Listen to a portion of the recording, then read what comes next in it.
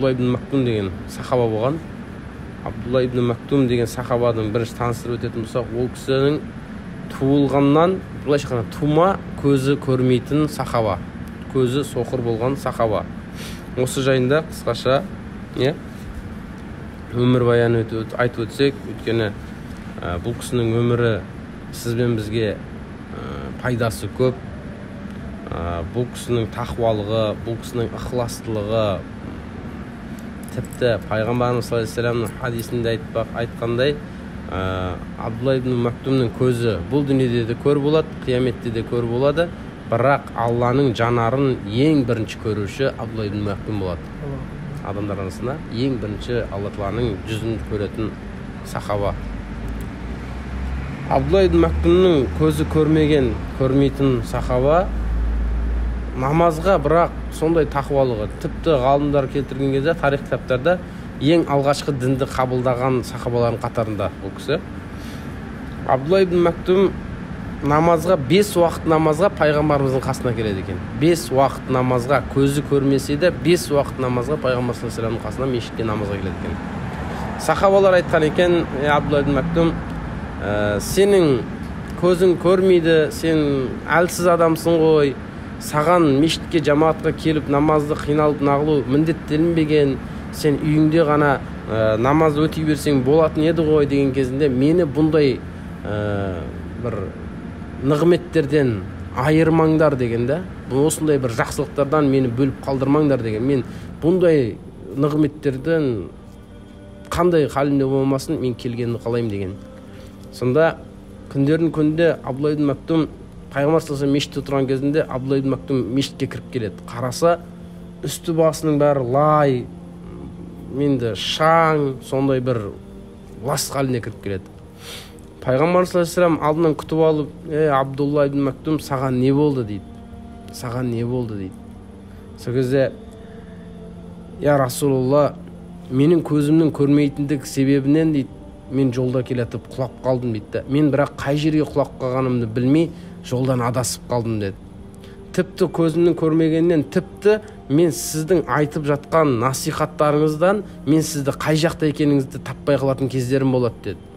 Сол кезде пайғамбар саллаллаху алейхи вассалам сахабаларына айтқан болатын: біздің ақыретімізге де бір азық болсын, осы Абдулла ибн Мактумның келіп кету жолына үйінен мешітке дейінгі аралыққа бір жіп байлап қойсақ дейді. Сол Абдулла ибн Мактум сол жіптен ұстап, не істесін, мешітке келіп кетіп өзінің ғибадатын қылсын деді. Өйткені пайғамбар саллаллаху алейхи вассалам да оның мешіттен кетіп қалған қаламады. Сөйтіп нығметтерген бөленіп жүрсін деді. Абдулла ибн Мактум айтады: менің ең бақытты кездерім осы кез еді дейді.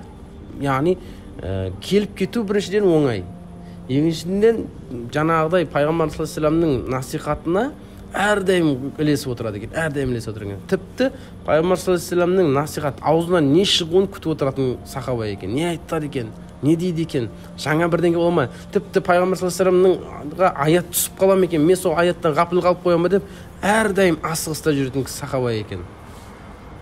Сөйтіп келіп кетіп жүрген кезінде бір күні пайғамбар саллаллаху алейхи вассалам мешітте отырса, Абдулла ибн Мактум кешіккен халінде тағы да келе жатыр дейді.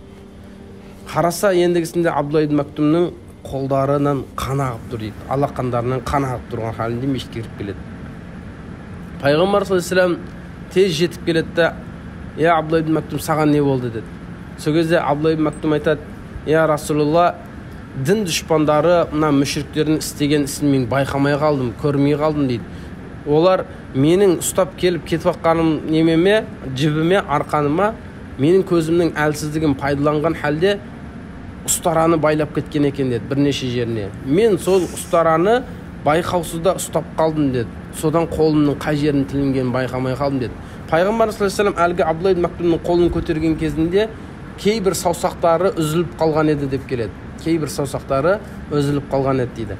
Пайғамбар саллаллаху алейхи вассалам жылап, жаңағы Абдулла ибн Мактумның қолын ұстап жылап: Я Аллахым, ол дін дұшпандары, мүшриктердің жазасын мен саған тапсырдым деп дұғасын етіп жылап көзінің жасымен Абдулла ибн Мактумның қолын сүртіп оққан еді дейді.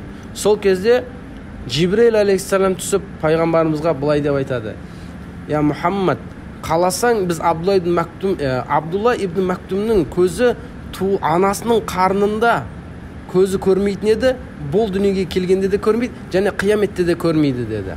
Өйткені ол оның тағдырынан деді. Егер қаласаң, біз Абдулла ибн Мактумның көзінің жанарын берейік, бірақ та ол қияметте Алланың алғашқы көрушілерден болмайды деді. Пайғамбар саллаллаху алейхи вассалам жылап тұрып, Абдулла ибн Мактум, мен дұға етейін, мен әмин дейін, сенің көзіңді Алла Тағала жанарын ашады деді.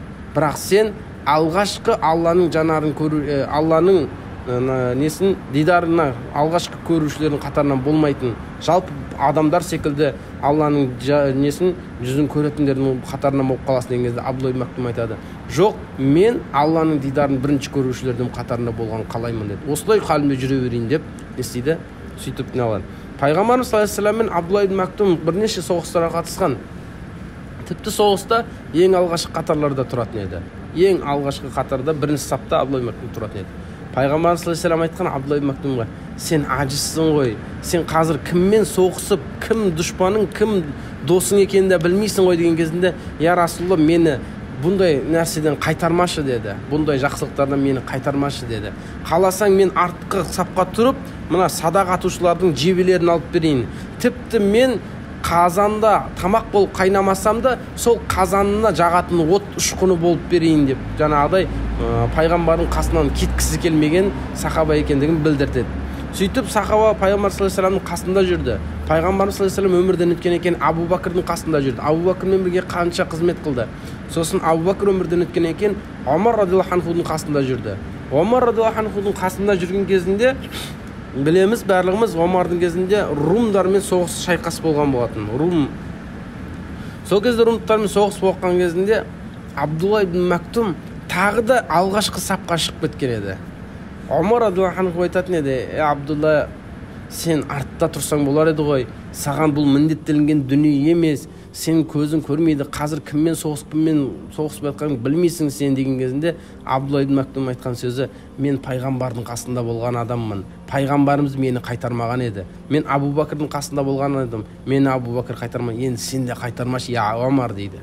Омар радиаллаху анху айтады, енді мен не істеймін саған, сен қандай көмек қыласың деген кезде Абдулла ибн Мактум айтады, мен неге шамам жетеді, соны маған жүктеші деп айтты. Сол кезде Омар радиаллаху анху айтады, сенің неге шамаң жетеді деді. Әлгі Абдулла ибн Мактум айтады, я Омар, мен пайғамбарымыз саллаллаху алейхи вассаламның мүбәрак қолы ұстаған туды көтеріп тұрайыншы ең болмаса деді. Ойлаңызшы, мына ту деген сондай бір соғыстағы бір ең ұлы нәрсенің біріне айналған зат еді. Ту көтеріліп тұрады екен, ол не соғыс соққан сол жақ былайша айтқанда мықты деген сөз. Ту құлайды, сол жақ жеңілді деген сөз еді. Сонда мен туды көтеріп тұрайын, ең биік шыңға шығып алайын да туды көтеріп тұрайын. Менің туды көтеріп тұрғанымды көрген сахабалар пайғамбарымыз саллаллаху алейхи вассаламды көргендей, пайғамбар саллаллаху алейхи вассалам қасында тұрғандай жігерленіп тұрсын деді. Олар ешқашан соғыстан қайтпастан қайраттылықпен аяқтарының батыл халде тұрып берсін деді. Сол кезде Омар радиаллаху анху жылап тұрып Абдулла ибн Мактумға несін туды береді. Сол кезде мына сөз айтқан екен Омар, я Абдулла, бұл туға пайғамбар саллаллаху алейхи вассаламның мүбәрак қолдары тиген ту. Саған тапсырамын, бұл туға өте сақ болғаныңды қалаймын деді. Сол кезде Абдулла ибн Мактум ол нәрсесін мойнына жүктелген жүкті қабылдап, аманатты алған халде биік шыңға, биік тауға шығып кетті. Сахабалар соғыса бастады. Ол кезде сахабаларды үстін жаңағы Омардың қасында мұсылмандардан румдықтар бірнеше рет басым келеді. Сол кезде артқа шегініп аққан сахабалар Абдулла ибн Мактумның көтеріп тұрған туын көргенде, пайғамбарды көргендей, тіпті пайғамбар қарап тұрғандай өздеріне солай елестетіп, алға қарай пайғамбардан ұялған халінде Алланың жолында соғысудың ең жоғары дәрежеде екенін көрсеткен халде алға қарай жылжитын еді дейді. Соңында мұсылмандар жеңді. Қараса жан жақтың барлығы мәйіттер жатқан болатын. Іздеп жатыр. Омар адамдарға бұйырған, мұсылмандар жинап келіңдер деп бұйырған. Қараса асыл мұсылмандар қырылып жатады. Бірақ тау үстіндегі Абдулла ибн Мактум көрінбейді. Жоқ Абдулла ибн Мактум. Омар радиаллаху анху өзі іздеуге шығып барса, Абдулла ибн Мактум тау үстінде жатыр дейді. Таудың үстінде Абдулла ибн Мактум өліп жатыр екен. Қараса Абдулла ибн Мактумға 15 жерінен жебе қадалған екен. 15 садақтың оғы қадалған. Тіпті кейбір оқтар тиген жерінен тесіп өтіп кеткен жерлері болған екен. Сонда Абдулла ибн Мактум құлап баратып, Алланың пайғамбарының ұстаған туы ғой, бұл мұсылмандардың несі ғой, жаңағыдай жоғары көтеріліп тұратын нәрсесі ғой деген халде Омардың маған аманаттаған аманаты ғой деп, бұны жауларымыз аяқ асты қылмасын деп өліп баратса да, әлгі нені туды жанын шығарып оққан кезінде тістеп алған екен. Жаңағыдай мен тісіммен қатты тістеп алып жібермей жатқан екен. Омар радиаллаху анху көріп, әлгі сахабаны құшақтап, бұндай сахабадан айырылдық деп жылап, сол жерде жылаған.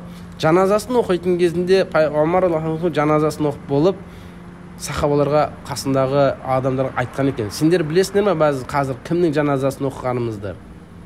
Өйткені бұл кісі бұл дүниеде сондай тақуалық қысқан кісі. Бұл дүниеде оны Алласы және оның елшісі, Алла және оның елшісі сүйген құл еді. Және бұл кісі бұл дүниеде соқыр болды. Қияметте ең алғашқы Алланың несін дидарын көрушілердің қатарында еді. Біз Алланың дидарын ең алғашқы көретін адамның жаназасын оқыдық деп жылап тұрып жерге қойған еді дейді. Міне біз бұл Абдулла ибн Мактумның оқиғасынан алатын нәрсеміз, біз жаңадан бері айтылып жатыр, қандай бұл дүниеде тақуалық қылсақ, сенің мейлі кедей бол, мейлі соқыр бол, мейлі аяғың кеміс болсын, мейлі басқа жерің кеміс болсын, сен тақуалық қылсаң, сенің дәрежеңді Алла Тағала Алланың құзырында, періштелердің құзырында, және бұл дүниеде адамдардың алдында да дәрежеміз көтеріп қояды. Ал бұл дүниеде сен сау болып тұрып, адамдардың ардында да дәрежеңді көтере алмайсың, егер сен Алланың шынайы құлы бола алмасаң. Өзің секілді кейде адамдар болып жатады, өздері секілді иманы әлсіз, немесе өздері секілді имансыздардың арасында абыройлы болуы мүмкін, бірақ оның абыройы бұл дүниеде ғана, ақыретте Алланың алдында оның абыройынан ешқандай пайдасы жоқ еді. Сондықтан да, құрметті бауырлар, біз тақуалық қылуға асығуымыз керек. Қай жағдай болмасын, біз тақуалыққа асығуымыз керек. Бұл Абдулла ибн Мактум дейміз, Омар дейміз, Абу Бакр дейміз, барлығының өмірі сізбен бізге сабақ болу керек. Өйткені білеміз, өлім деген нәрсе ақиқат нәрсе. Омар радиаллаху анху айтады ғой, бүгін анау өлді, бүгін мынау өлді деп айтамыз, әрқайсының жаназасын шығарамыз. Бір күн келеді, Омар өлді деген хабар жетеді дейді да. Сол секілді бір күн келеді, пәленше өлді деген хабар жетеді бәрімізге, бір-біріміз жайымызда. Сол күнге жетпей тұрған кезімізде, сондай хабар келмей тұрған кезінде біз бұл дүниеде бар екенбіз, тақуалық қылуымыз керек екен.